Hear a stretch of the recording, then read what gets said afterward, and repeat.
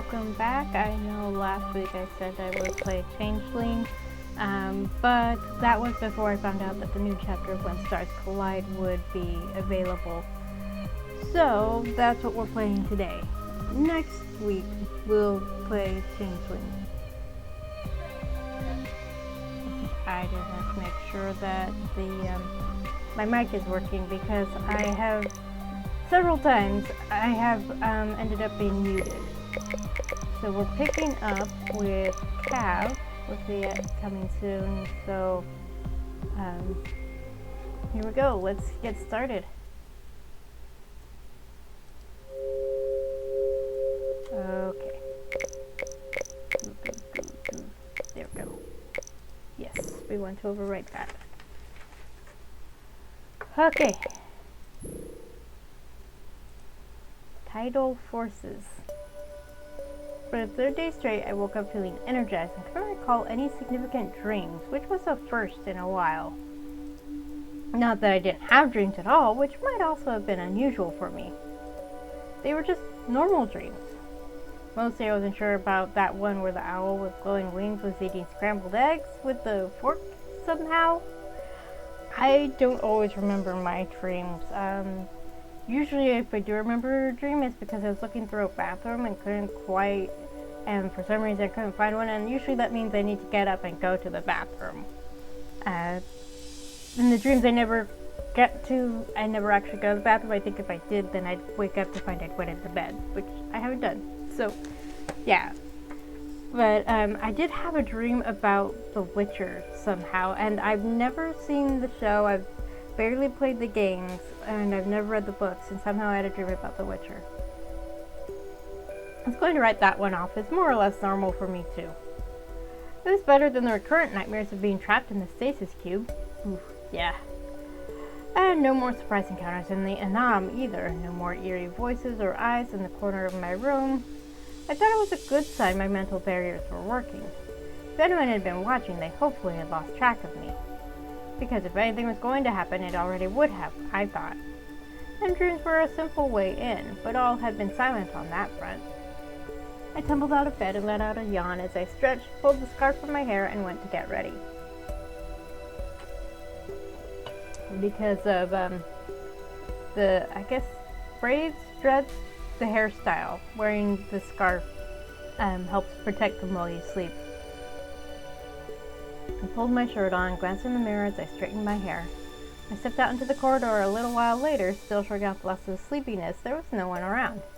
The ship always felt quieter this time of day, because it's on a ship. There really isn't a day or night.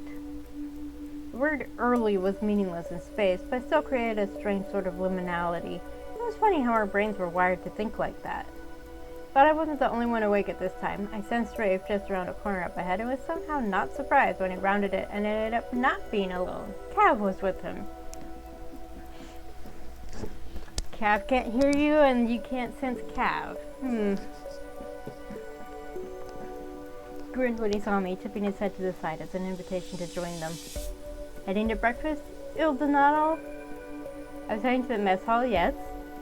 You know I've been wanting to ask this, but doesn't it hurt for you to talk like that? It's a little uncomfortable if I stress my voice trying to talk too loud, but otherwise no, not really. I guess if I am talking a lot, then yes. I likely strain my voice that way, but not for brief conversations. Huh. Is she the reason you dragged yourself out of bed already, Cav? What makes you think it wasn't you, Katu? The fact that I'm not a fucking idiot? Cav burst out laughing, and that expression on his face told me Rafe was far too used to Cav trying to get under his skin with non-serious remarks like that. Right, so it was her. I didn't get the impression either of you was a morning person. Hang on, I forgot to do something. Where is it? There it is.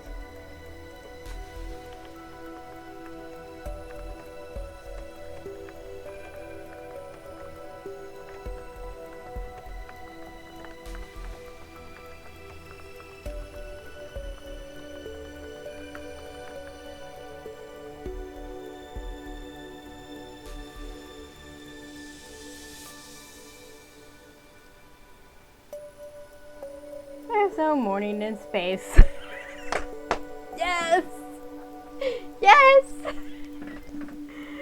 Tab and I broke into laughter the moment we both said that. Oh god, it's contagious. I don't know what it is, but it's contagious. And you damn well both know what I mean.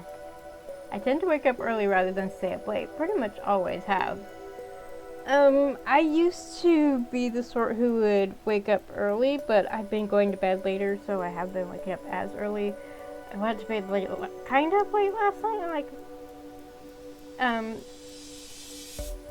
technically be considered late, but it was actually kind of early for my standards, and I woke up earlier. I was so tired earlier. I had stuff I needed to do before I could stream. Even if I want to sleep late, I usually can't. So, I've been hearing you're up early quite a lot since I arrived here. But there are always a ton of people up at this time, so I'm starting to think it's just a standard greeting. Hope nothing unpleasant dragged you out of bed this morning, Il Donalo. Nope, actually slept quite well. I just don't need much anyway. By the way, are you coming from the engine room, Rafe? Isn't Sim on duty now? Her shift ends in a bit. I got up in time to help her finish so she'd have time to get something to eat before bed. I'm still not used to the two of you working in shifts. Is this stretch of the inflow meridian so hard in the engines that you need someone watching over them all the time until we get further in? It hasn't felt much more rocky than usual. Just because you can't feel the turbulence doesn't mean it's not there. The knot density through this section is relatively high, and there are more than a few intersections with other meridians that are problematic. They aren't that much of a problem, despite how much babies this ship is more than capable of handling the meridians. Raiders? A bit harder to deal with. And with us even more likely to come across someone in here who wants to cling to our tail all the way in, it'll make us an even bigger target. I like having someone in the entry room at all times, just in case.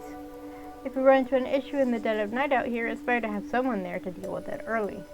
Just how bad is this uptick in raider activity I've been hearing about? It seems like a lot worse than I remember. And it's not worse or better. You know it doesn't work like that. It gets worse for a while, dies back down. Then the cycle repeats. It's risen the usual level right now, but the usual level is probably about what you remember. And as long as you keep up to date on the hotspots and make sure you don't linger, you will be fine. The real issue is that the area is too big and unregulated. The Sentinels give it a decent try, but new class re-entry.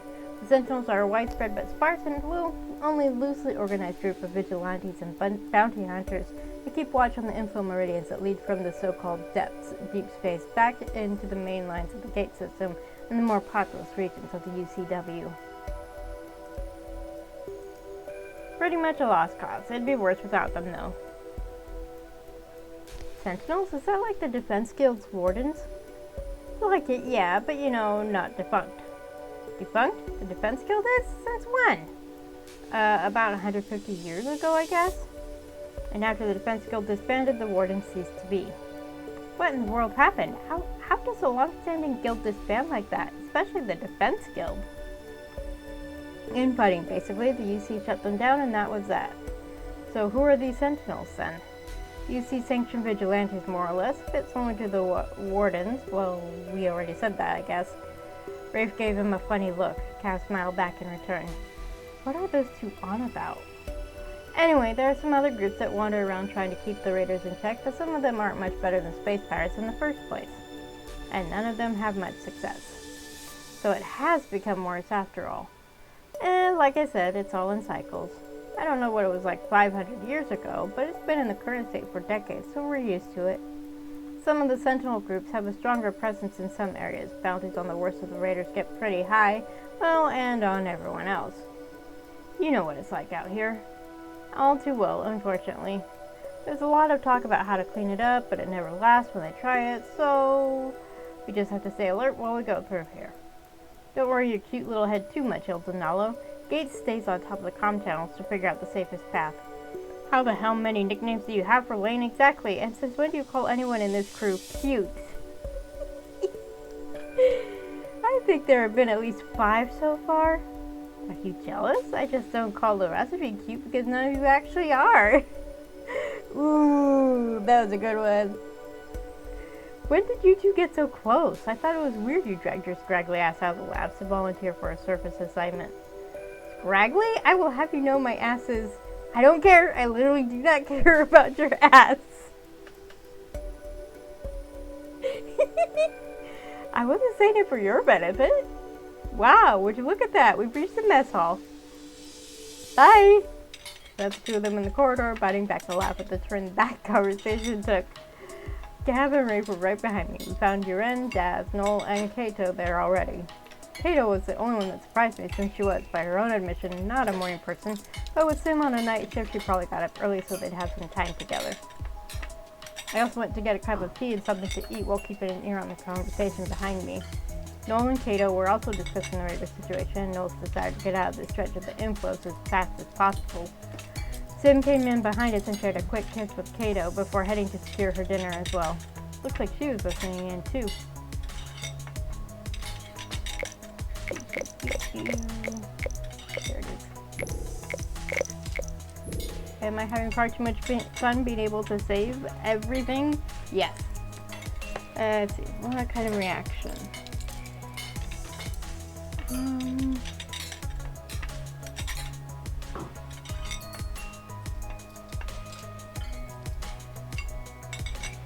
Let's go with the muse.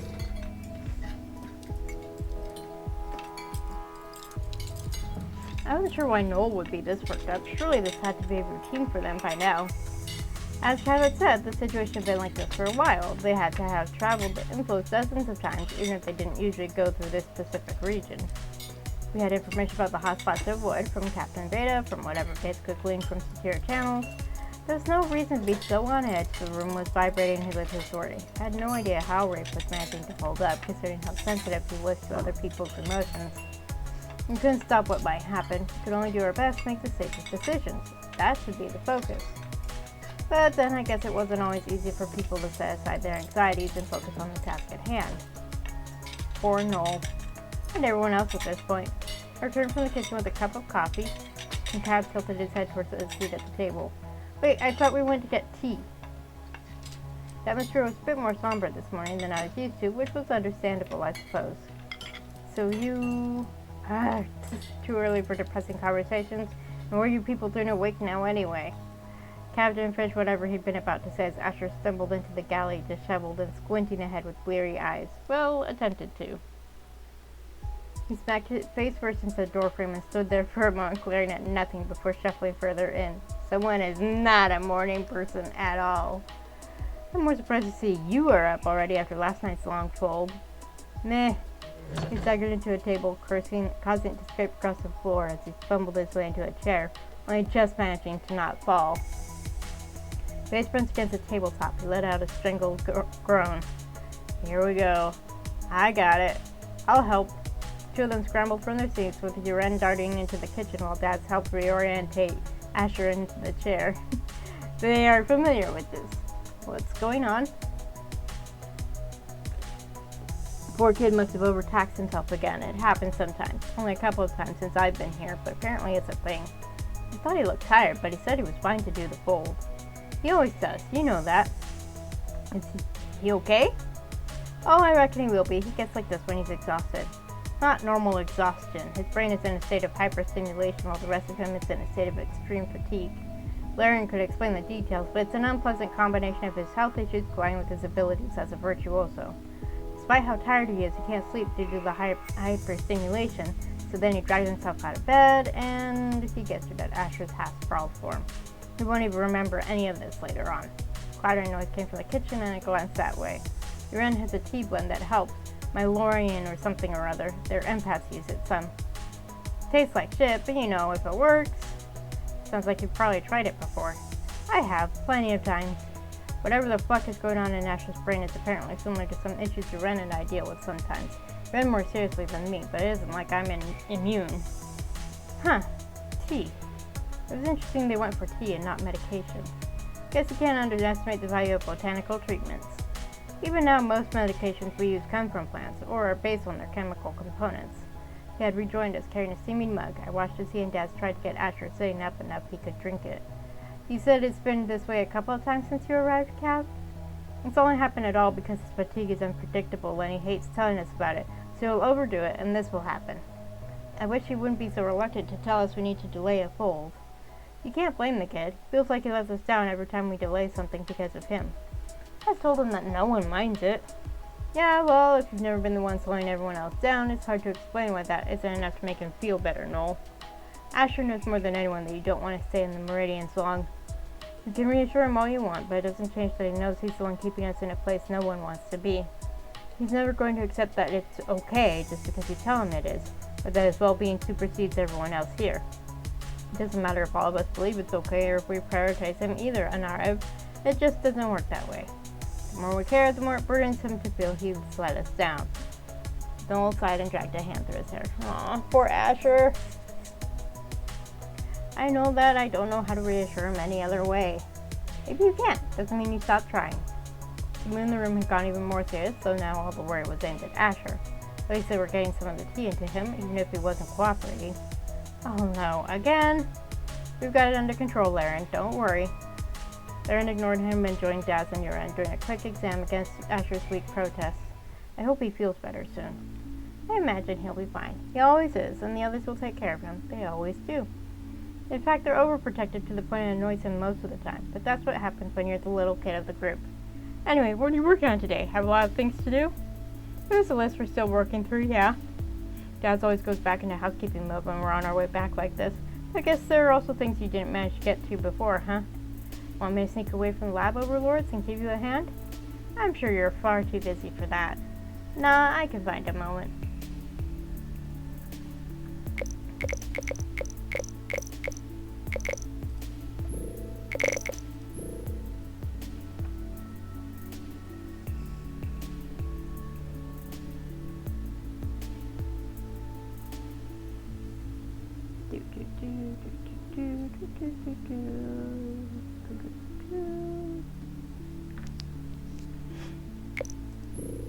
If you happen to have a spare moment, I wouldn't mind. I don't need the help, but the company wouldn't be terrible. Wouldn't be terrible? Not exactly glowing review there. I'm not sure I want to stop by if that's the best you can do. If you're fishing for compliments, you'll have to find me later. I'll try to scrounge up a few for you. He grinned. I'm looking forward to the compliments your superior brain can come up with. You're going to be consistently disappointed if you keep assuming I'm superior. I wouldn't say that. The fact that you don't think you're superior is already a bonus. The fact you assume I would is somewhat insulting, but all things considered, I'll let it pass.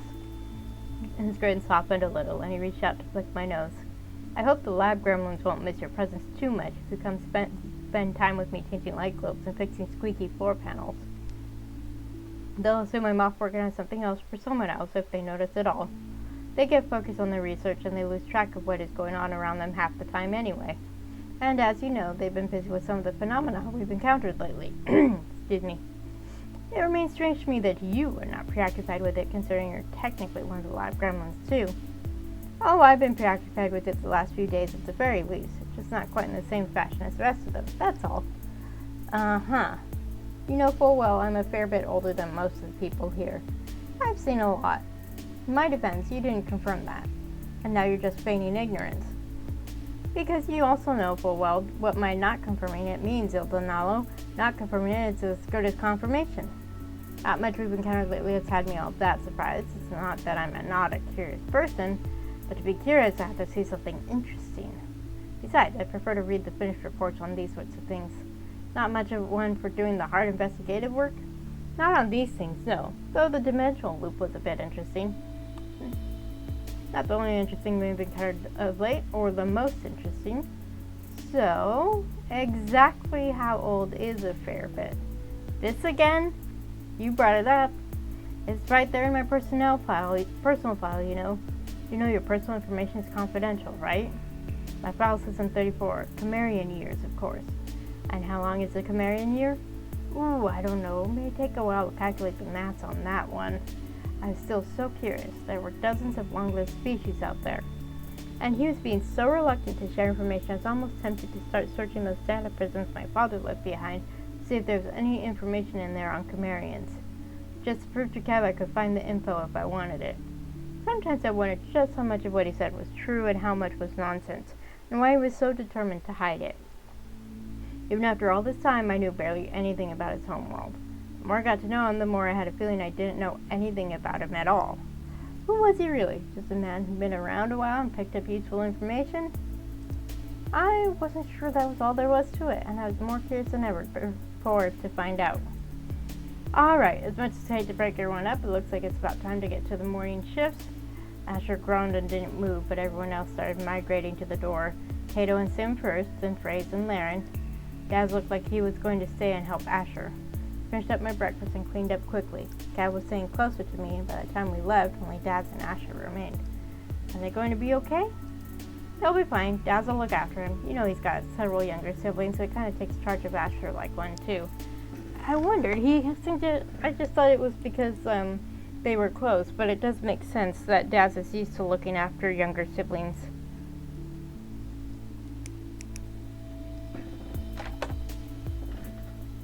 Oh, I didn't realize Daz had siblings. That makes sense, though. He does exude that older sibling brought energy with Asher. Listen, I need to drop by the lab for at least a few minutes before I slink back out to come find you. See you in a little while? Sure, I have to touch base with Daz first anyway, whenever he finishes up with Asher. Be sure to save some simple repair or other off in an isolated maintenance duct for me to help with. Right, of course. I'll do my best to make sure you can help with a simple repair. He grinned and left me there, still laughing. A little while later, I was able to settle the work roster with Daz and get busy trying to take as many things off as possible. Though it's true that this kind of work wasn't exciting or interesting, there's something about it that let me just breathe easy and lose myself in the simplicity of it. Especially without the stress of knowing I was just trying to avoid interacting with strangers by doing it. In the end, the work was familiar and in a strange way, comforting. It wasn't muddling through cataloging items I didn't want to touch or think about. It wasn't dodging the veil or trying to get strange wanderers off my back. A lot of things in life couldn't be fixed as simply as taking a spanner to a loose bolt, but these repairs were like that. Maybe fixing a floor panel wasn't everyone's idea of a simple pleasure, but for me, for right now, I'd take it. Even if I cheated and didn't use a proper spanner to fix those loose bolts, because there were still some belaying tools in the hold, and, well, they were more efficient. So I might have absconded with one earlier, because why not? Cat found me in the middle of working on a sluggish door in the corridor and not an isolated maintenance duct a while later. But I had volunteered to fix a water recycling problem that would require crawling into a duct near the garden. Cramped, uncomfortable, hot maintenance duct, just for Cav. I was nice like that. As he was coming towards me down the corridor, I double-checked that the door was working properly again, then gathered up my toolkit and stood. I half expected you to bail on me. Never in my life have I ever bailed on anyone. Ever. It goes against my very principles as a sapient being. I suspect Shrubby would have something to say about that. Have you ever even met Shrubby? I saw her once. It was like spotting an elusive cryptid. Unless you've met Shrubby and heard her praise for me firsthand, you are not allowed to use her as an example. So anyway, I saved a repair just for you, located deep in Maintenance Duct 15, Section G. You remembered. I'm touched. I do try. I tossed in my toolkit, which he obliged and caught as I nodded down the hall towards the maintenance ducts. So, did you sneak away from work, or did they not need you today? They never particularly need me. They run a tight ship even without their errand boy. Don't worry about the little lab gremlins. They'll be fine without me. With that reassurance, we made our way to where the repair was waiting. The maintenance ducts were uncomfortable and claustrophobic. Small enough that only for most people to move through them was by crawling, so I suppose you could do an awkward squatting shuffle if you wanted. Crawling was much easier. So if you do Noel's route, this is actually where he finds you after hashing out the situation with the other captain on the other ship. As much as Cav was doing his utmost to distract me, I had the mental fortitude to block him out and focus on the repair for at least a little while, bullying him into helping when I needed it. At one point, I set down the volley-morphic spanner. I swiped earlier to get one of the few tools in my kit I couldn't mimic, an optical welder. For a moment, I was busy with that when a small alarm nearby beeped, indicating the pressure was too high again. Damn it! I got it. He picked up the spanner to work on that while I continued with what I was doing, without my even asking for help, no less. Thanks. It is technically why I'm here. It didn't hit me until a few seconds later that he used the belaying tool like he knew exactly how to operate it. Small tools like these didn't rely on belaying genetic signatures, but that didn't mean he should be able to operate it like a natural. I glanced his way, an eyebrow going up.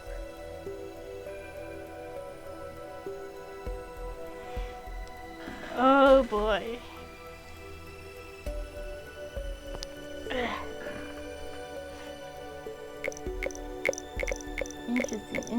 Interesting.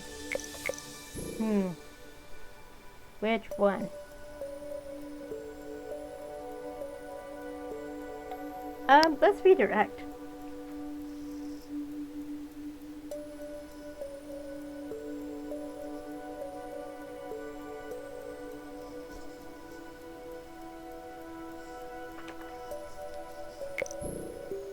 How did you know how to use that? Cav's expressions were usually difficult for me to read, but this time around, not so. His eyebrows went up for a split second and surprise washed over his features. His gaze flicked down to the tool in his hand like he was startled to see it there. It was gone in a flash, and he grinned without looking at me. This is my literal job, and I've been watching you use it for 20 minutes. Of course I worked it out. It's not hard. You'd think a xenotechnology specialist wouldn't be able to work out your weird Valayan spanner or whatever? Oh, I suppose that was valid. I sometimes forgot that was his official position on the ship. And it was true that he had been watching me do it. Yeah, that's more or less correct. It mimics a lot of other tools, so it's pretty useful. I thought all the Valayan stuff was stashed away anyhow, except the couple of things you've been battering Laren to use. I'm not battering them, but I admit I keep trying to get the others to use at least this much. Nolan's determined to wait until they get back to Palmyra, and the team there has a crack at classifying everything. You pilfered one. Why could I not say pilfer? On your own anyway. Yep, it's more efficient. I'll put it back when I'm done. With the pressure going back down, I was able to finish up with my part of the repair too. Sat back to watch it for a moment and make sure all was working properly now. Cav settled in beside me, twirling the Morphic spanner between his fingers. Speaking of Palmyra 4, looking forward to getting back there? I don't really know about that. It's just another place to lay my head down for a while. Whether it's there, here, or there, it's all the same. Except there when I'm on my own, and here He shrugged, dangling the spanner between his fingers until I took it away from him. Everyone goes off to do their own things on Palmyra. Usually don't hear from them much until it's time to meet back up and discuss the next dive. Well, that's not true. We meet up for dinners and the like there too. Noel reaches out most because he knows I live alone. A soft smile came to his face again. It's funny, these people don't need me at all. They'd be totally fine without their little errand boy / suppose specialist. I don't do shit on this ship, and they let me stay anyway. They don't need me at all, but I sure as hell need them. And those walls he kept so tight around himself wobbled once again. I had already had the feeling Cav wasn't attached to his job, the ship, and not even Palmyra. He was attached to the people here, though. Deeply attached. He loved them, and I don't think they realized how much. I envied those bonds. My mother used to say that people are where meaning coalesces in the universe, where our deepest connections lie. I reckon she was right, especially for those like me who just don't have anything else left. This crew to me is like a light. They've been like that from the start. And I'm just some annoying insect attracted to that light. I don't think anyone here views you as an annoying insect. They're so funny to watch, the way they welcome you in with open arms and make you part of their little family here. For a drifter like me, there was nothing more alluring than that. For a moment, neither of us spoke. I watched the gauge on the pipes, a strange feeling washing over me. I felt in some ways the same way Cav did, and it surprised me we had that in common, but at the same time, it didn't. We were weirdly alike in some regards. Maybe that was why he'd been seeking me out lately, why we'd grown closer, the feelings between us softening in an unexpected way. It was like that for me here too, though I hadn't wanted to admit it at first, that coming here was like coming home. Like settling down in front of a warm hearth and watching the glowing embers until comfortable sleep crept up on you because you felt safe. The odd thing is that when you find a light like that, sometimes embracing it is scary. Well, you're never afraid of losing things until you have something to lose. Yeah, they really are like a light though, aren't they? To my surprise, I felt his fingers on my jaw, turning my face to look at him. You're a part of that light now, too now, Lane, if you want to be. I hope you realize that. For me, for the others. He covered his hand with mine and smiled. I know. Cal's thumb traced a light path along my cheek. There was a faint, knowing smile on his face as our eyes met and he leaned a little closer to me. For a split second, the hot, cramped quarters fell away. One of my hands made its way to where his dark, unkempt hair was falling over one shoulder. He always looked, despite what he said, a bit scraggly. and half the time he dressed like someone's leftover recycling. But even if he looked scruffy and disheveled, even when he wore that insufferable smirk, somehow I come to really love this stupid face of his. Our faces were only a handspan apart when, of course... Lane, how's the water recycling repair going?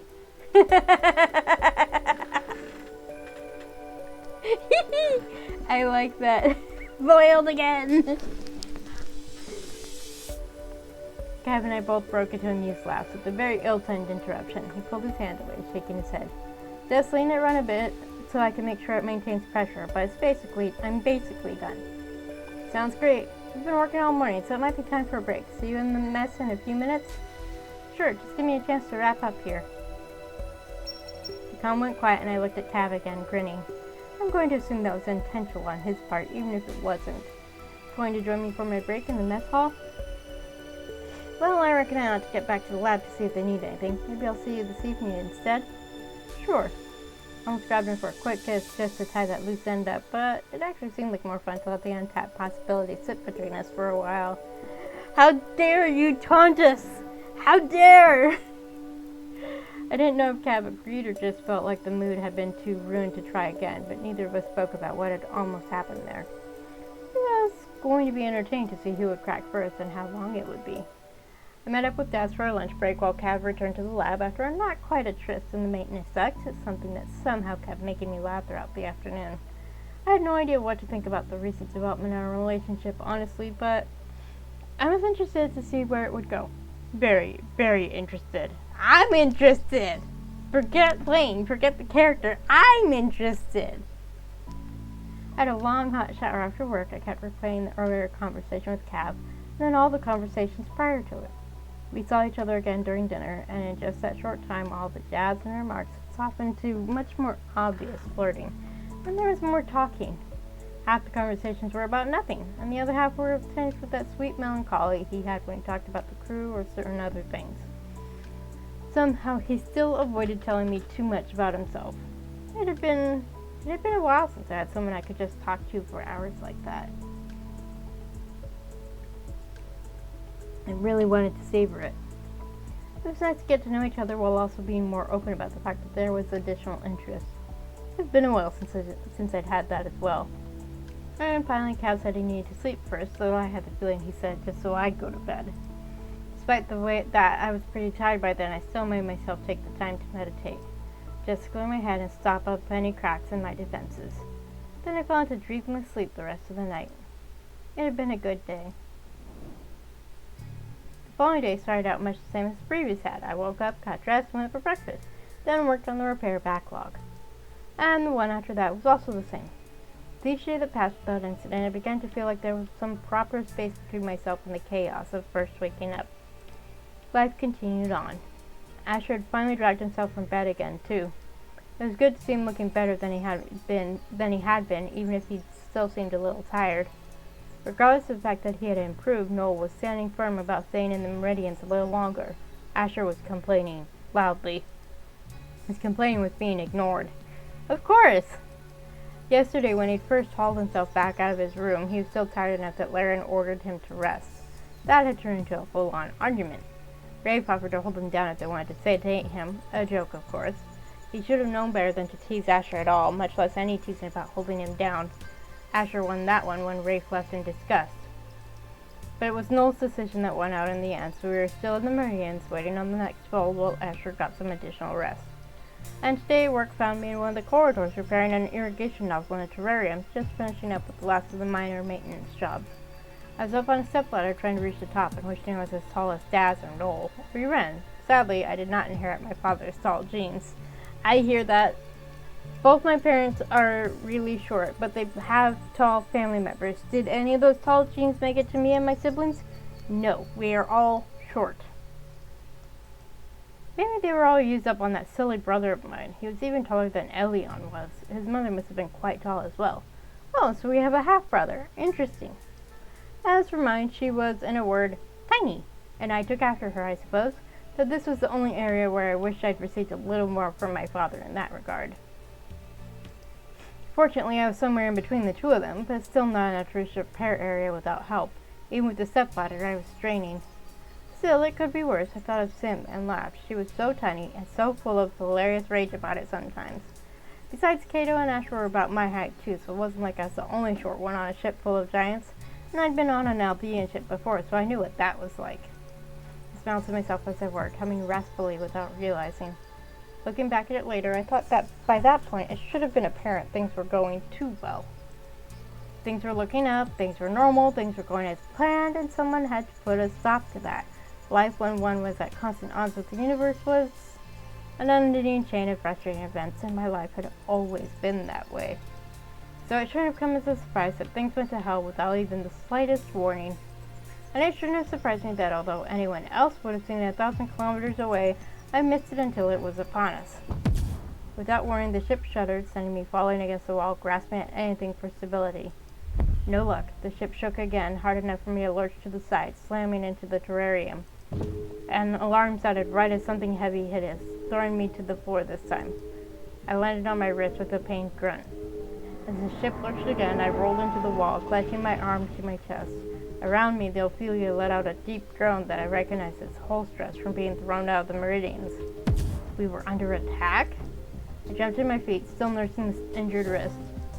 Before I could even decide what to do next, Kato came bolting around the corner. She darted past without even seeing me, I thought. I started jogging after her.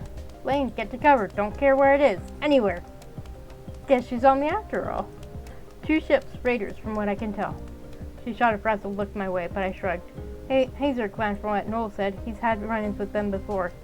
Hazer. I didn't know that one. Common out there? Not usually from this region. No idea what they're doing here, but they don't seem up for a conversation. You think? The ship shuddered again. One of the ships is trying to get closer. Arms. I know it's serious, but arms. I like seeing muscular arms, especially on women. Probably trying to board. She rounded on me, gripping my shoulder. Look, I don't know how this will go, but you should arm yourself. There are emergency boxes in the maintenance tube.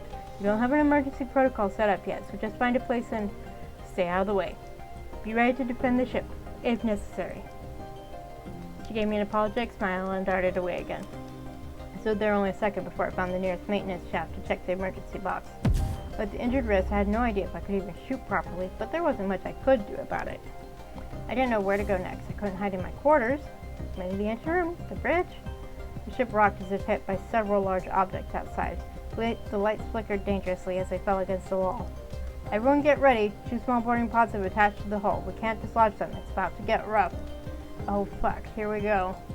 They'd cut through and enter through the hull next. Defense and maintenance spots would be on site soon, but probably wouldn't be able to get rid of them either. There would be a few potential target areas. If this was going to be a hit and run job, they'd go for cargo, grab everything and flee. If they intended to strip the ship down, they'd hit the bridge and the engine room too. So now I had to decide what I wanted to do. Because I might be a space wizard, but in the end, aside from telepathy and only passable telekinesis, I was very much a normal person when it came to space pirates. But as a crew member, I needed to do whatever I could. Other areas had people that would be protecting them. Noel and the others could hold down the bridge while Rafe and Sim kept the engine room safe. But when it came to the cargo hold, it wasn't like I cared about the items that were still there. There's only some of the medical things and tools, and that damn table, which, good riddance. The dangerous and important items had been moved to the protected storage, which probably wouldn't be hit right away since they'd need to locate it first. But at the same time, those items were the crew's livelihood. They risked their lives for those things, as I'd personally seen. I didn't want them to lose the most profitable find they'd scrounged up out here, not when they had to go to extreme risks to get it. But there was a bigger problem. After clearing out the cargo hold with something like an Eldar, assumed that the boarding party would move to other areas. Long-distance atomic resequencing, or Eldar technology, is a form of technology that breaks matter down to an atomic level and, using quantum entanglement, transports particles to another location and resequence them. Eldar technology can only successfully be used on inanimate matter. So, kind of like transporters from Star Trek, but only for inanimate objects. If everyone else was busy defending their areas, it meant there could be intruders roaming around unchecked. So, no, I'd go and try to deal with that. The question was whether it was better to go through the maintenance decks or through the corridors. I didn't want to get caught out in the open, but I would know in advance if anyone was nearby anyway. And corridors were faster than ducks, where I'd have to crawl. It might not even be possible on this wrist, not given how swollen it already was. So avoiding the duct it would be. I darted down the corridor, mentally mapping out my path and checking to make sure no intruders were nearby. The corridors were empty. They were all in targeted locations. That meant I might be able to ambush them in the cargo hold if I was lucky. Depending on how many there were, I thought I could probably manage, but it was a matter of how well I could do it without an annoying show of ability that I didn't want to do. That was a problem for when I got there, though. The occasional shutters that sent me falling against the walls were the only indication we were still under fire outside, and that Asher, or someone, was doing their best to evade capture. Other than that, it was eerily quiet. I wasn't all that far from the hold to start with, and when I was just one corridor away, I flattened myself against the wall and moved much more carefully just to be on the safe side. Even if I knew in advance if there was anyone nearby, it wouldn't help me if I had nowhere to hide when I detected them. Carefully made my way to where this corridor joined the next, keeping my mind open in case anyone was nearby. But there's one person aboard whose presence I couldn't detect even when I was trying. That's why I didn't realize he was lurking in a small alcove near the junction. Not until his arms slipped out and dragged me into it with him. Cav. And then I was screaming, fighting against the arms that were holding me tight against the wall. It's me. He slapped his hand over my mouth, despite that I had no doubt we weren't in danger of being discovered from my weak attempts to shout.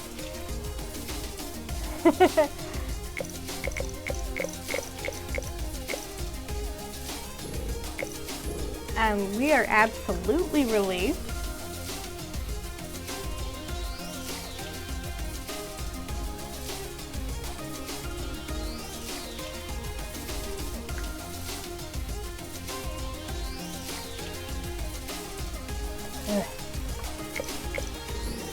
I thought I was fighting against his hand, trying to force my heartbeat to return to normal. Half in annoyance and half because I couldn't breathe, I pried his hands and was glaring at him. Please don't do that again, though I am glad to see you.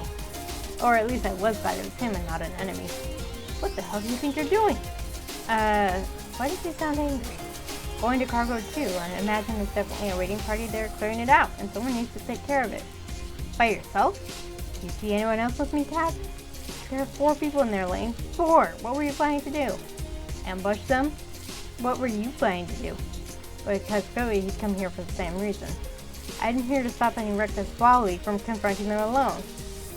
Swally is a commonly used Sunirish insult, meaning something similar to idiot or fool. That's fair. Yeah, I had the feeling that one was not a cute nickname. But I was only doing it because I was fairly confident I could manage 2 or 3 people at once. Fine, now that you're here, we can handle it together, can't we? Let's be Swally, whatever that is, together. I squirmed away from him and darted back into the corridor, expecting him to follow, but he grabbed my arm. What? 2 against 4, and as bad as far as odds go, not when we get the Typhon, especially not when one of the 2 was me. You are not all-powerful, Lane Nymera. I know that, but I'm stronger than them right now. That's all I have to be. That attitude is why you have a broken wrist. Glanced down at the injury, wanting to dispute if it was broken. No, it's not. I have a broken wrist because I fell off a ladder. I let go. The cargo isn't worth it. I ripped my arm free. Don't give a damn about the cargo, Cav is sorry.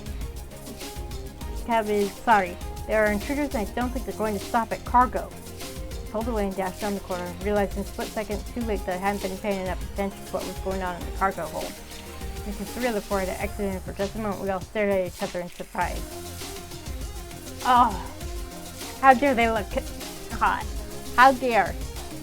Lane! I was the one who fired first before once again ducking into as much of an outcropping as was provided by the strangely angled corridor wall of Interarians. I missed badly and immediately hurled the weapon at them because there was no way I got another decent shot with that wrist. But with a little burst of telekinesis, the firearm managed to strike one of the raiders squarely in the forehead. He went down, which wasn't exactly the same as shooting him, but better than nothing. That was all there was time for before they opened fire. Cav, I realized, was also armed. He managed to get a few shots in from where I was taking cover now, letting the raiders recover as well. But now what?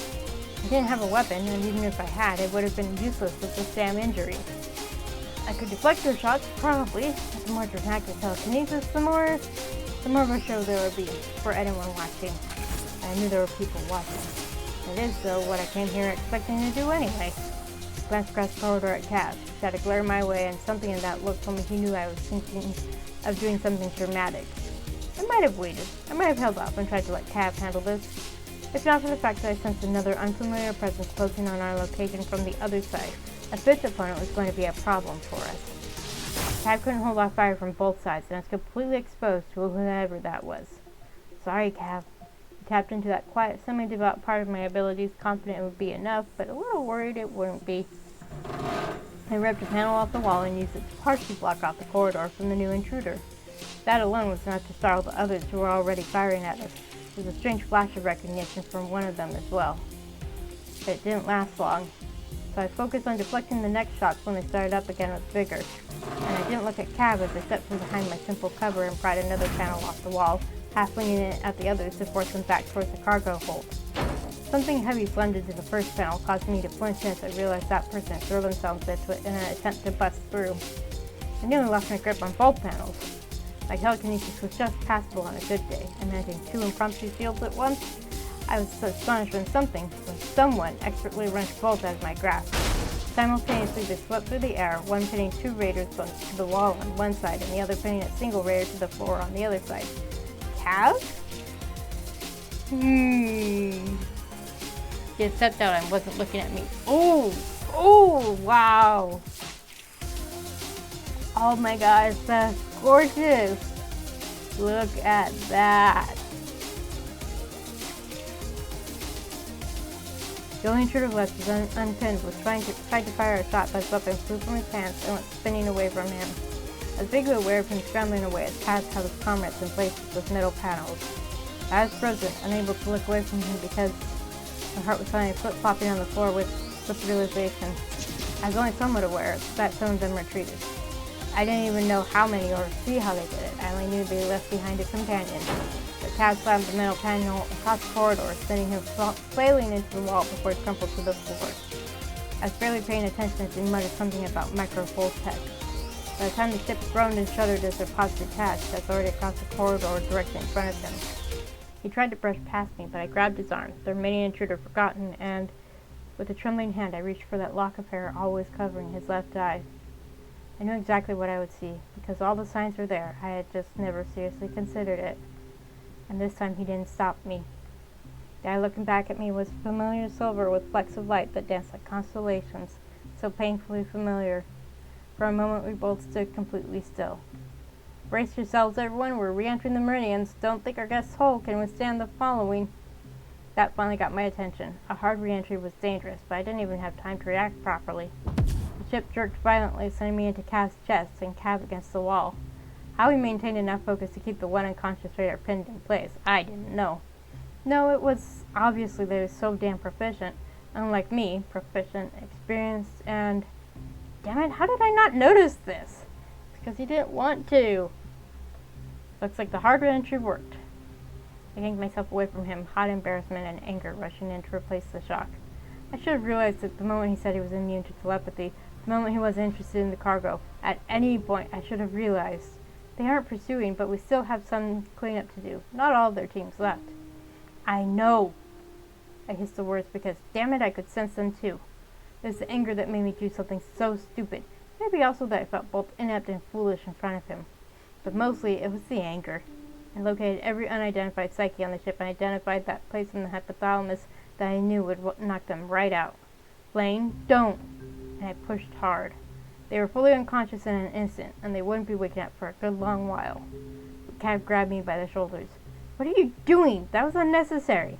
He brushed his hands off, glaring. It was necessary. And if he wanted to hear that, he could damn well stop blocking me and pretending he couldn't hear. And now that I realized it, that thing on the side of his head probably wasn't a cybernetic implant, but a damn Elden wave blocker. Ha! I was wondering about that.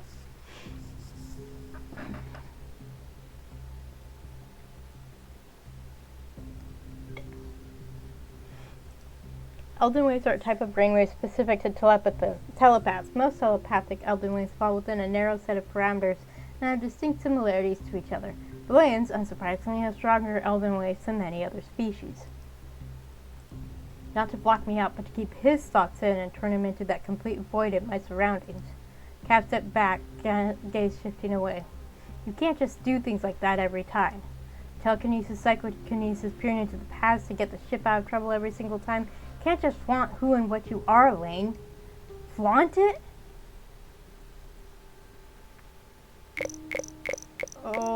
This is a big argument. Ah!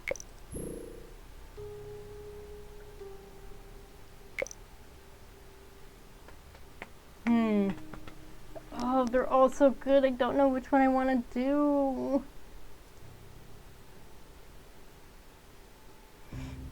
This one.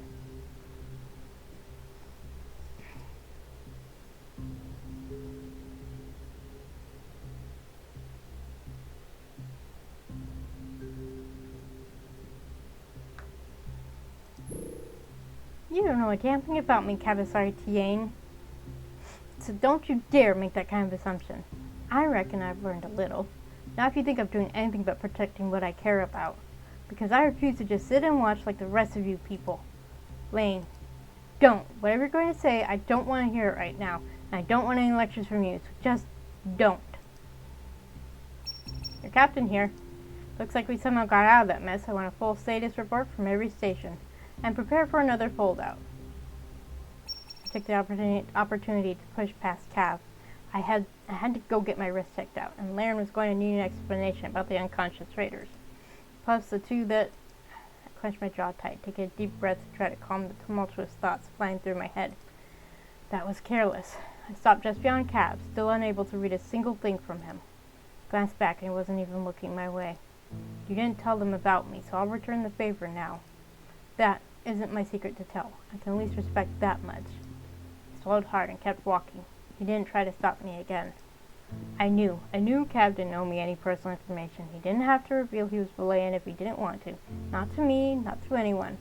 I knew that, but it still hurt. I couldn't help but feel that he'd just been mocking me this whole time. All those remarks about who and what I was, and he knew everything, and he hadn't told me a damn thing. I was too frustrated and had too many questions to want to be around him. And I had done something so stupid out of anger, out of spite, and desperation, but I'd have been more careful if I hadn't been angry. And I stopped, pressing a hand to my forehead where a headache was blossoming. Lane, you're a fucking idiot. I knew that last little thing I'd done was just self-defense. It was protecting the ship and the people on it. But trying to knock them out that way had resulted in two of them slipping away in an instant. It was always a risk. But in the moment, I wasn't sure if I'd been too desperate or too pissed off to care about the risk. I swallowed hard, forcing myself to keep walking. It had cost 2 lives, but I had to convince myself there would be more if I had done nothing. When I had finally left Cav behind, I stopped to lean against the wall and just give myself a moment to breathe. I pinched the bridge of my nose and quickly scanned through the ship. Things were a little chaotic, but from what I gathered, 5 people had escaped and 2 had been captured. But 4 were dead. 2 by Kato, and 2 were on me. Damn it. I said I wouldn't do it again after last time. Looks like another promise I hadn't kept. Right. Straightened and continued to medical. I needed to check my wrist and then explain as much as I didn't want to. I tried to push everything else from my mind and just focus on taking care of that for now. The rest would have to wait. There was a senior staff meeting after everything had quieted down and we'd lost our pursuers. I wasn't on the senior staff, and no exception was made for me this time, despite the role I'd played in getting the raiders off the ship. Somehow that fact nestled in a corner of my heart and made me strangely relieved. Because it didn't matter what had happened before, I still wasn't given special access, I wasn't treated differently, and I was glad.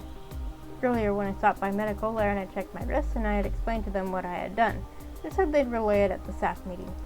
They had, along with everyone else, of course, assumed I'd done something. Raiders didn't intend to just all fall unconscious at once. They ended up marking the cause of death as unknown and said they'd leave it to Noel to decide what to do about it. I later learned that Gates was trying to find the nearest Sentinel station or ship to report the incident, especially given that this clan wasn't from this region. The raiders appeared to have broken off pursuit after Asher's smellful to get us out of range.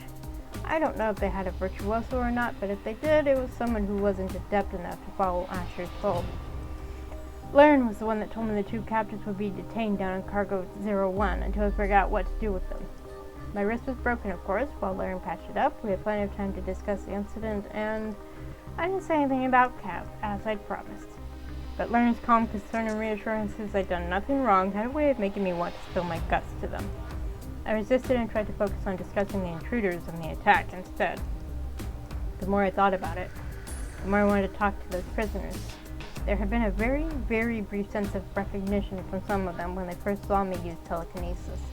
Not a specific thought exactly, just a sense that they were unsurprised and knew what they were looking at. No one should have expected to see a telekinetic at all, but their recognition went deeper than just that, as if they were recognizing me as a villain. Kind of surprised them though. But what concerned me even more? This wasn't the first time someone treated me in a way that made me think they knew who I was. That, at the very least, deserved an explanation. The topic of aliens lurking about had never completely gone away. There were rumblings about it on the dark channels. We had laughed about it. Even if I liked to be in denial because it was easier, even if I hesitated to acknowledge something until I knew for sure, something was going on, and I didn't think I could wait until we reached Aether Station to find out what. Whatever it was my father had placed me on this ship for, it was trying to find me, and trying hard.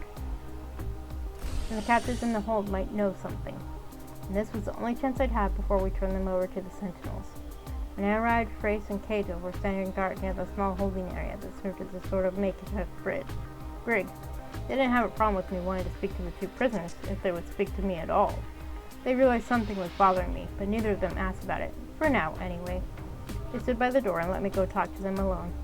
Two of them were young. It wasn't a surprise. Most groups would put their younger members in a first wave raider party. More experienced members would be in the second wave. Both prisoners had their hands in bindings. They were leaning back against the wall, silent, eyes closed. Only one bothered to glare at me when I approached. Then both eyes went wide, and he shifted his gaze away. Clear recognition once again. Given his size, he looked like he might be Layulan, at least partially. The eyes weren't quite right. But this meant he was likely to be rather stubborn. Hopefully the other wouldn't be, though.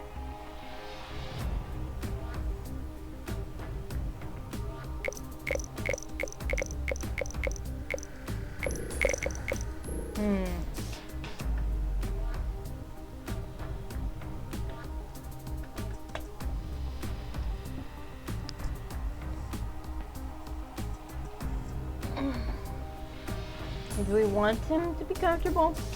No.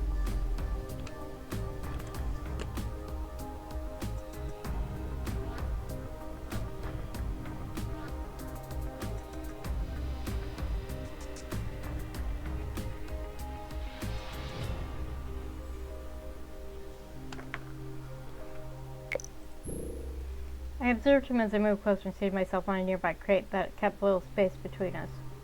The man watched me warily, then looked away, unwilling to keep my gaze. His companion opened her eyes to glare at me as well, shifting a little closer together. They were just as wary of me as I was of them, which was fair. Hello, I am here to ask you some questions while I have the chance. The man's eyes flicked towards me again, but there was no surprise on his face from my telepathic speech. He does know. I leaned forward, resting my elbows on my knees.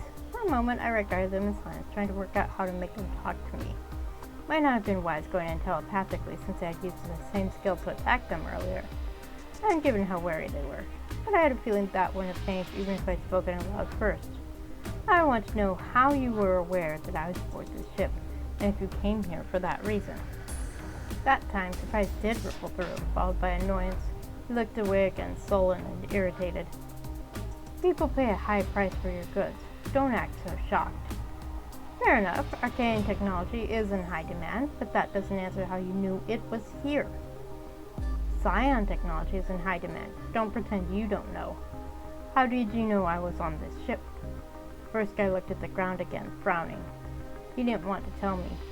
Glanced at the other one, and she met my eyes before her gaze scampered off to the side again. Someone listening in on some channel or other caught wind of it weeks ago.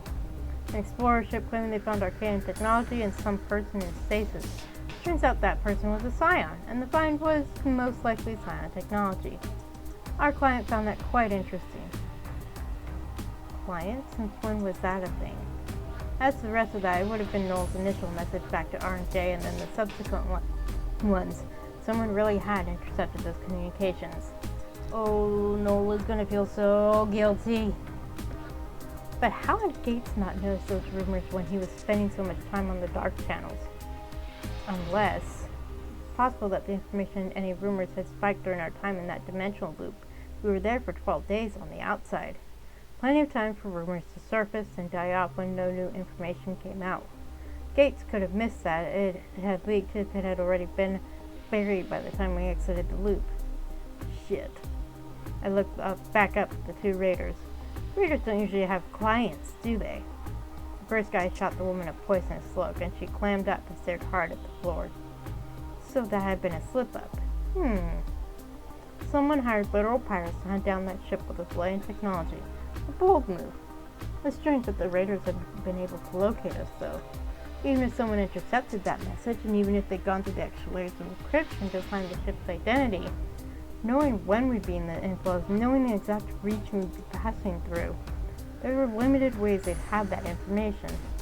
We answered your questions, you answer one of mine. What are you doing on a ship like this anyway?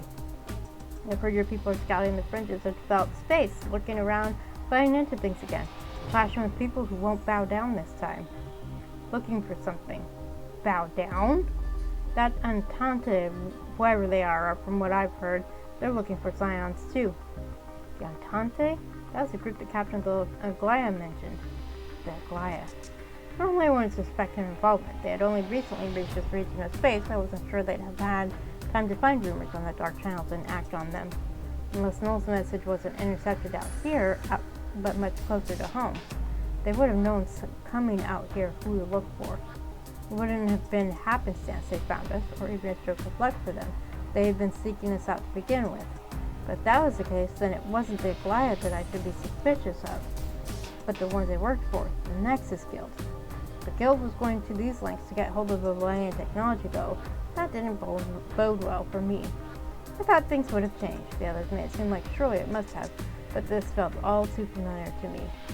Still, Nexus is hiring raiders? That was a new one. If you were going off intercepted messages, you know I ended up on this ship because they found me in stasis. So whatever else is going on with the guild, the Entente, or whoever else has nothing to do with me. You know that, right? Sure. So answer this one. You wanted alien items and technology because your client told you to grab it. But was I to be included in the ill-gotten gains by any chance? And silence again. As always, it was answer enough. I'd been on the list of items to steal too. They just hadn't got that far. Alright, fair enough. I think I've learned what I needed. I stood and started away from them. I don't believe you are what they say you are. Really? You took a job to snatch items on a person you don't believe are real? We were doing what we were paid to do. Doesn't matter if it's real or not as long as the money is. You seem unsurprised by anything I've done so far, though. I can't afford to be surprised by stupid shit. And I've heard a lot of rumors floating around lately. Old powers moving around, new powers scrambling to take over, some kind of big shake-up time for the UC and guilds. They're looking for people that will change the galaxy. All of them, so they say.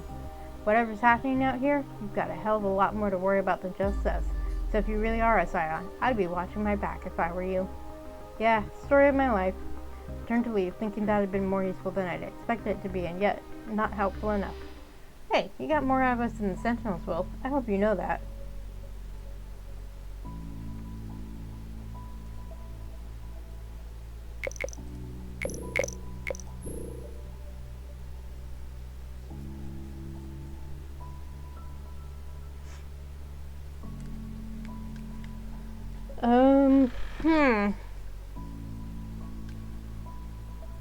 I don't know.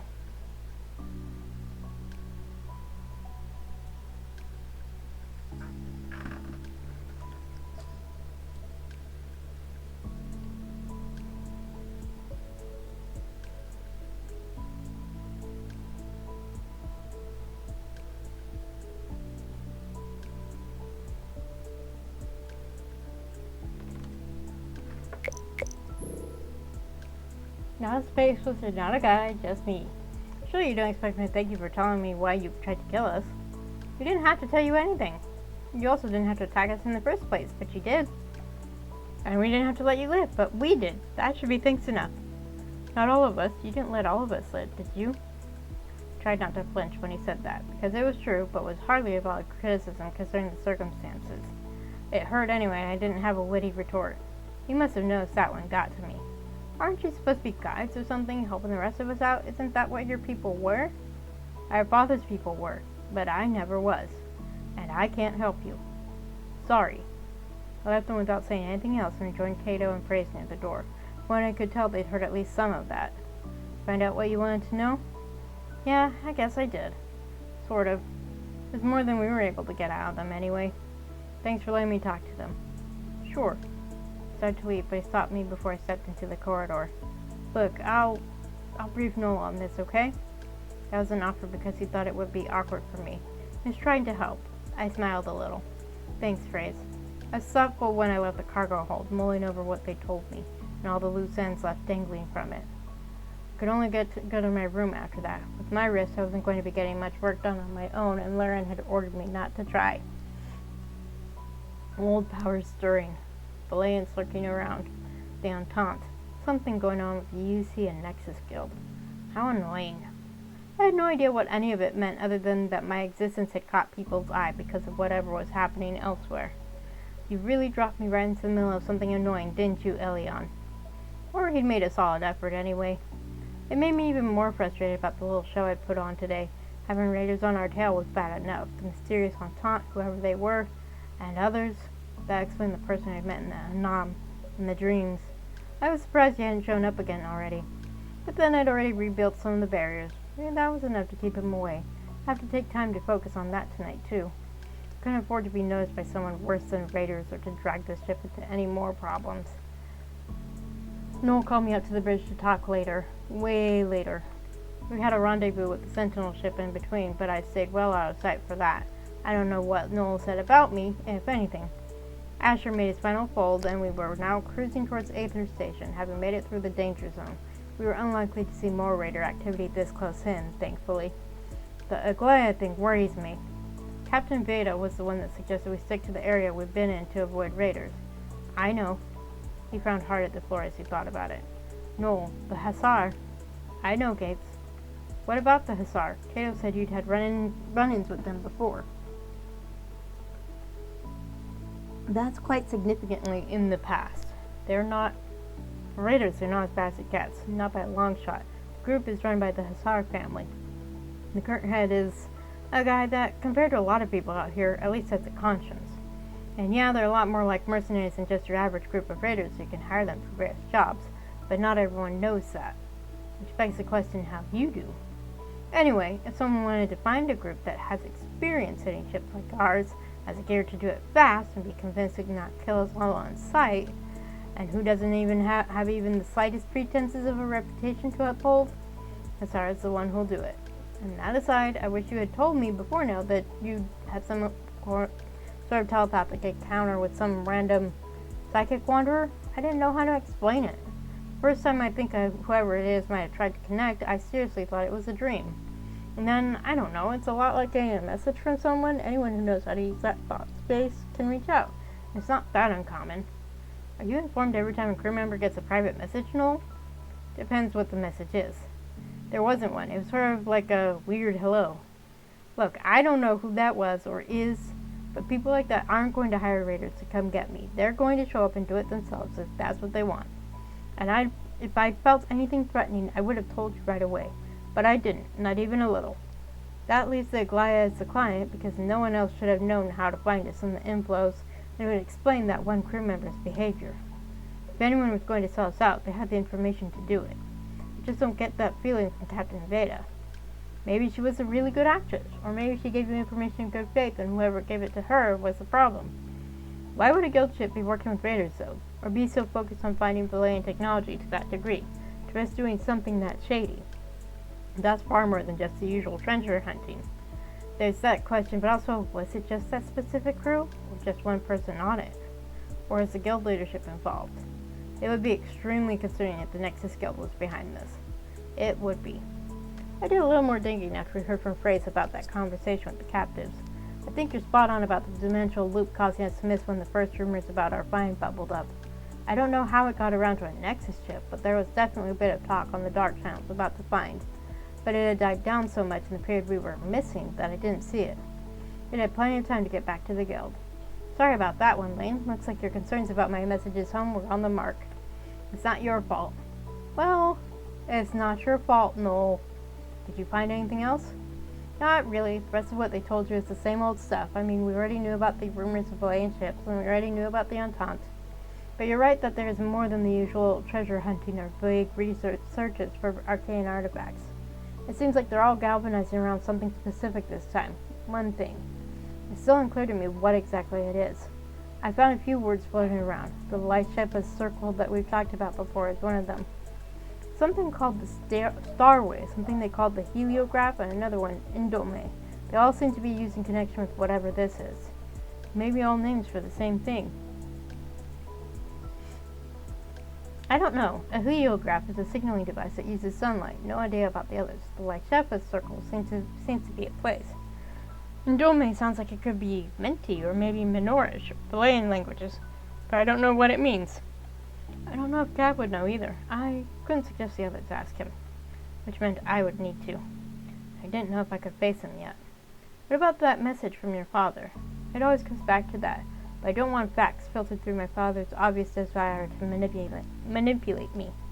That message is starting to feel more and more like a trap. A trap? When you know the possible outcomes and you know exactly what to say to get the exact response you want, it's really easy to force people on the paths you want them on. Nothing it says on that thing can't be trusted. I don't want some cherry-picked truth designed to lock me onto a specific path. I want to try to find answers from outside sources first. That data prism is the last resort. But the truth was, it was also starting to feel like the trap was already starting to close on me. For the record, a lot of this goes back to before we even found you, Lane. Months and months of stuff that's able to dig up once I knew what I was looking for. But somehow it's become connected to me, to this ship. So far, I haven't found anything about anyone looking for a specific person. It's possible you were caught up in all this by chance, because I heard a ship may have found Valayan artifacts and there might be a Valayan here. Can we compile all this information? I'd like to read up on what I can. I could put together whatever I find on any of these things. I'll warn you that there's not a lot of specific information and a hell of a lot of vague references. I'll take whatever you can get for me. Lane, are you going to be okay? I can see all this is weighing on you. I mean, it involves me, somehow anyway, so yeah, I'm feeling the weight somewhat. I just wish I had answers, not rumors. I'll get on some proper information networks and look around too. We're close enough in now that I can access a few of them. Maybe I can find something more substantial. Like maybe an actual report or two from someone more reliable than a person who tried to kill us all. Thanks, I appreciate that. Well, it's in our best interest to find out what's going on too. That's true. Listen, you need to set this aside for now and let us dig up more information before drawing any conclusions. Don't forget that you injured yourself, both when you fell and when you tried to protect this ship. So go have dinner and then rest. I don't think this time, Lane, it is an order. Right, fair enough. I'll try. I went to the galley as Noel suggested, still distracted by what had happened, by what I'd learned. The turmoil had dissipated for a while, pushed aside by meetings and dealing with Laren, but that was only a temporary stopgap for the pressure. The moment I had time to myself, it was back. Despite the apparent rumors and the mind burn, the fallout from that and everything else, Cav was frustratingly what I was thinking about most. Where did he fit into all this? Did he fit into it at all? Thought that this attack was tied to my father's actions meant he probably was somehow. I hated it. No amount of turning it over in my mind was going to help resolve anything, though. But I was too keyed up to enjoy being around the others. Finally gave up on dinner and headed to my room to continue sulking there. At least in my quarters I could pace around without drawing attention. Which is what I did, without interruption, for around half an hour. I think I half wanted Cav to stop by, and half simply expected him to. Maybe not half, there's a slim chance he'd just hide. But when the door chimed after I'd been pacing around muttering to myself for a while, I didn't sense anyone outside, I wasn't surprised. This is going to be an important conversation, so we are saving this. It took a moment to school my expression to something neutral, then to figure out what I'd say when I opened the door. I still wasn't quite sure on that last bit when I slid open to reveal him there. Hey, Ildo. Lane. I blinked, unsure why he thought he'd lost nickname rights. It was almost funny. Almost. Wasn't sure how to respond. I wanted to talk. I assumed that much. Surprise flashed over his face when I said that out loud. You don't have to do that. I won't block you out anymore. Can I come in? Or we can go somewhere else if... I sighed and motioned him in, not having the energy to worry about it. Besides, he wasn't like the others. He wouldn't leave a stamp of himself here since he was still wearing that device. He hesitated, then stepped in, pausing to touch 2 fingers to his breastbone and bow his head in a gesture I suspected was more habit than anything. It was nothing more than an acknowledgement that he was entering my private space, but it felt weird seeing him do a gesture that was so Valayan, and therefore so unlike my mental landscape of who I thought he was. I turned away, another conflicted frown on my face. So, that's your opener? He started violently at the sound of my voice in his head, and a look of such powerful uncertainty crept over him that I almost reverted back to speaking aloud. Well, it's a bit awkward, yeah? Not sure where to start. Wait, let me stop you. Before you say anything else, I need to clarify that what happened earlier, I am not mad you didn't tell me about being Valayan. That isn't the problem at its core. It doesn't bother me that you didn't tell me a secret. I'm not entitled to your secrets. I have plenty too. He looked away as if unable to meet my gaze. Even the fact that you lied about your homeworld isn't the problem. I get it. I've hidden it before too. I know how it becomes part of the script, and I'm not exempted from that because I'm part Valayan. Maybe I'm less exempt because I am. I understand. Then what's the problem? It's the mask. The one you've been wearing this whole time while I thought I was actually getting to know someone that I was starting to... And now that someone may not even exist. Pretending like you didn't get it. All those remarks about being a space wizard like it was some novel thing that had nothing to do with you. And the whole time you were watching me, observing me like I was in a petri dish. Watching the dimensional loop thing. Watching me deal with the veil. Watching and pretending and judging. That's what I hate. I got myself off, not knowing how to express the conflicted feelings. On one hand, I wanted to know if he'd ever have told me the truth. On the other, I wasn't sure I had the right to ask. I finally went and flopped into one of the two chairs near the window. Cav hesitated, then followed suit. I just feel foolish for not realizing. First off, I didn't just watch you deal with the veil. I helped. A little. I wouldn't stand by and watch that. Not when I realized how ill-equipped you were to handle it. You were standing there letting them rummage around and hoping they'd leave. I couldn't just watch. And I didn't sense a thing. Suman Mir. That old nickname my teachers had for me from back then immediately rose to mind, and my throat tightened. Not because it hurt anymore, but because those memories were still raw, and I didn't want to think about them. But now it was impossible not to. But you watched everything else. How should I have gained a sense of who you are, Lane? Are you not also suspicious of other Valayans? Of course I am. Me too. Not everything about my homeworld was a lie. The Nostrana did destroy it. Our entire system. Just like I told you. That wasn't a lie. There are a lot of stories like that, I suppose. If his homeworld was a remote colony or just some group that had separated from the homeworld, the Nostrana destroyed it and the homeworld sort of sat by and watched. So you're not... I frowned, not unsure how to say that. It's not like you. I'm not like you. No, I'm not half or a quarter. My homeworld was a sort of enclave of wanderers who settled down in a little system with an empty but habitable world. The other species in the system at the time wasn't capable of space travel yet. We sort of watched over them, but didn't get involved with their affairs. That wasn't why we were there. Our little system fell within the Nostrana's sights at some point. We petitioned for help, desperately, but none came. The homeworld turned their back on us, just like it did on everyone else. Of course. Seems to have been their standard protocol. We didn't stand a chance when it came to holding off an attack. We were small and we didn't have the level 4 technology the homeworld was so proud of.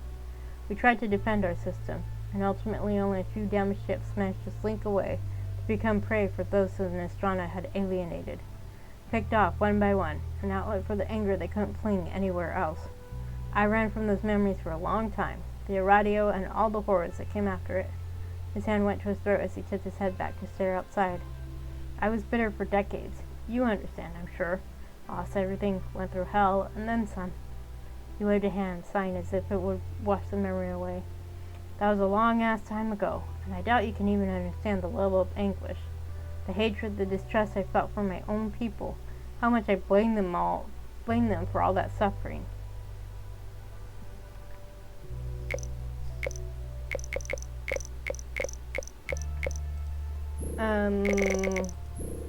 What do you think, Lane has been going through?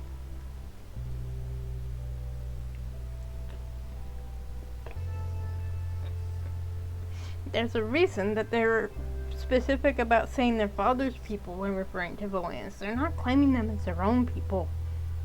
They have their own distrust of them, especially after what their father did to them.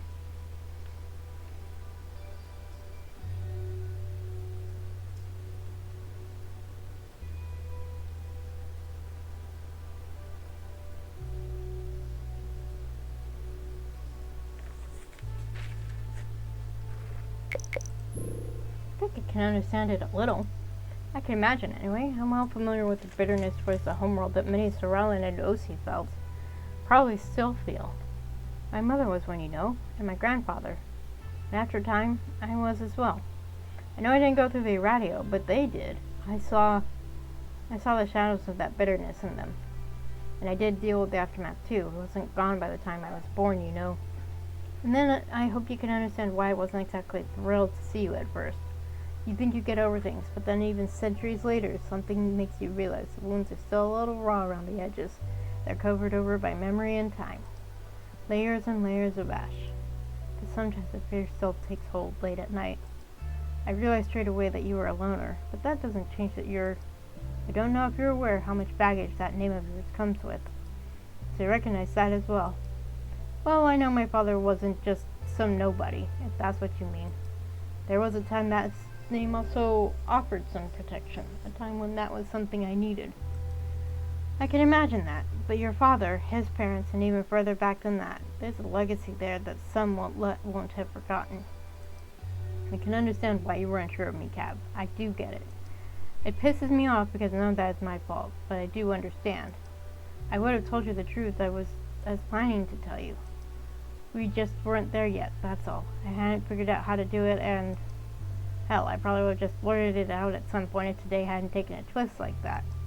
I understand. You get to decide when to reveal a secret, and it's not about when I'm ready, but when you are. I get all that in my head. It's my heart that's struggling with it. Damn hearts, fucking traitors. Where do we go from here? I don't know. Wayne, I know you may not believe it, but I wasn't trying to tell you how to live. I wasn't looking down on you or mocking you, and I wasn't judging you. Sure as hell came off as bitter about something, though, just for the record. Maybe not about what you think, though. You weren't wrong about me watching. This crew, you. I wandered around for so long, afraid to get close to anyone after losing everything. Afraid to show myself to people after nearly dying for it more than once. Then I found this place, and I fit so well. And I really did dislike watching them. They're so vibrant and warm. I could be a part of this crew, but I felt afraid to be too much of a part of it. So I did a lot of watching because it was safer. Then you showed up and filled an empty place no one even knew we had. And you weren't afraid like me. You just bared everything like it didn't matter. I was jealous, like a kid. And maybe there was some ingrained fear about paths too entrenched to escape from, about what your father intended, and whether I would lose it all again. I sighed and reached for his hand, wanting to somehow give him even a little comfort, no matter how frustrated I was. And I guess the lectures are a little bit habit. I was a paths guide back then, so I guess despite everything, some of that remains. You were a paths guide? A teacher? You? Come on, you don't have to say it with that much shock. No wonder you were always frustrated at me. I used to drive my teachers nuts. I can only imagine and sympathize. Look, I'm sorry for, I don't know what I'm sorry for. I'm sorry it turned out this way instead of how I planned. We should blame my father, frankly. It's obviously his fault. Oh, that's a given. He turned my hand over in his, clasping it tight as he shifted from his chair to the floor in front of mine. I want to stop holding back, Wayne. To stop watching, afraid to just exist.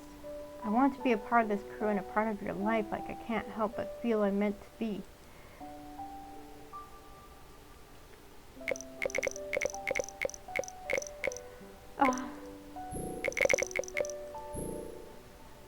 How dare.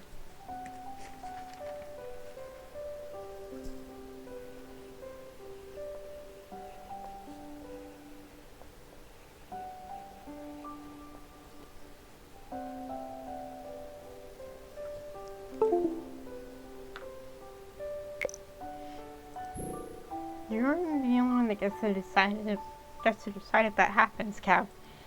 I do think you get at least some say. I mean that I've been here all along, willing to accept you. The only thing holding you back is you. Then I guess I'd better stop holding myself back.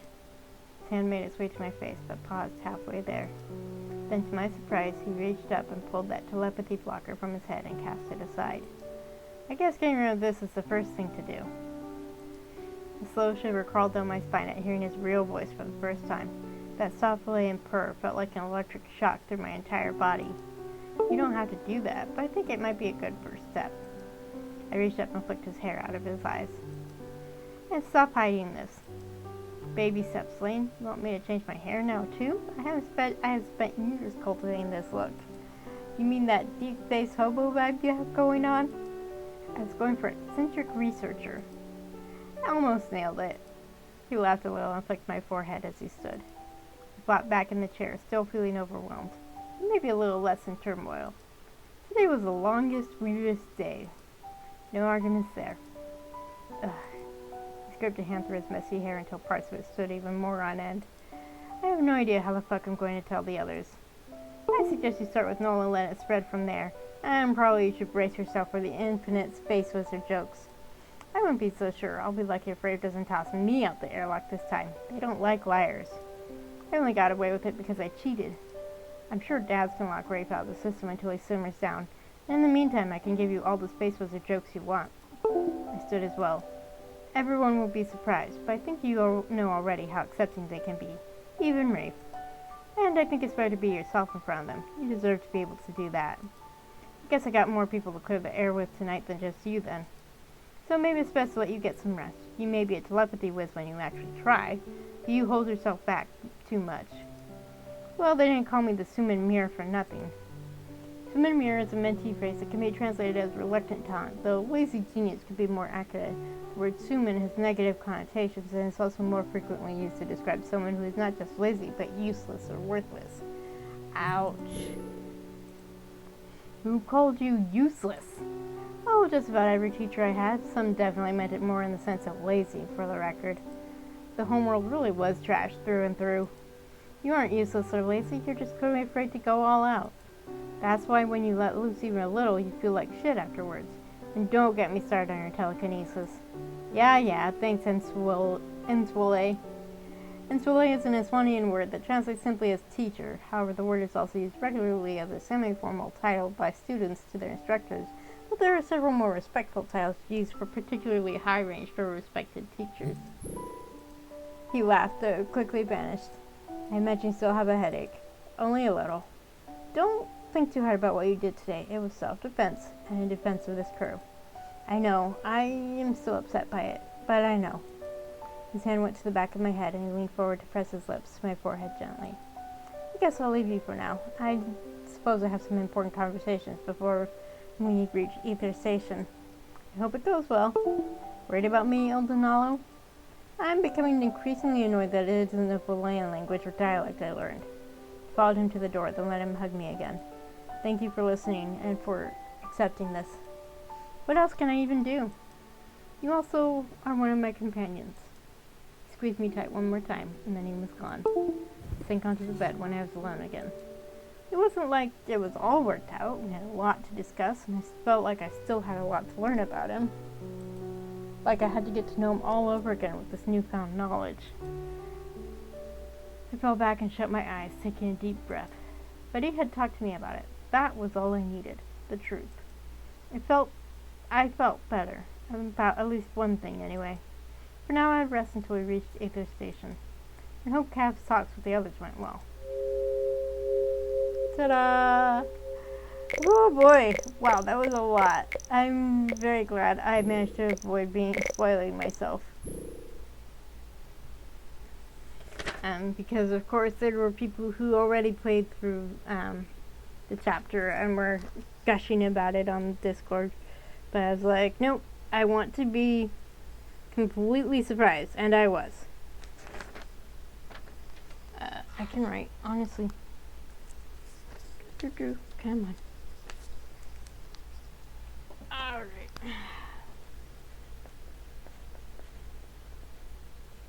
I suppose I don't need to keep writing down my choices, but it's habit now. Okay, so extras. Gallery.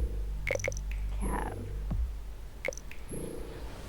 Even in the one eye is covered. How rude. But, oh, that's so cool. I love his hair flowing like that. And I had my suspicions that he was arcane at least. I didn't think he was bland, but I figured he'd been around. He'd clearly been around a while from the extra scenes. So, oh my goodness, that was so good. So, according to the dev, the next episode is going to be chapters 8 and 9 together. Let's see. This is a flip chart. Come on, go. Thank you. So basically, there's going to be 10 chapters for all of the routes, and then the last 3 chapters will be split depending on who you pick for your romance.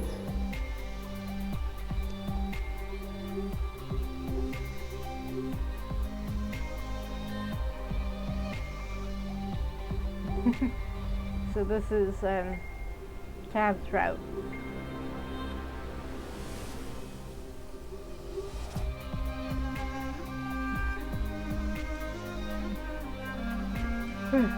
Okay, wow, that's a lot. That's a lot. Alright. Okay, so next week we will hopefully start Changeling. It turns out I have it on Steam and Itch, so that'll be interesting. When I tried to stream it before, I was playing it from Itch, so I'm going to try playing it from Steam and see if that works out better. So thank you to everyone for joining me.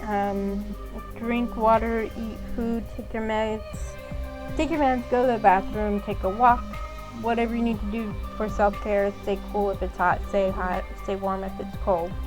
And I'll see you next time. Bye!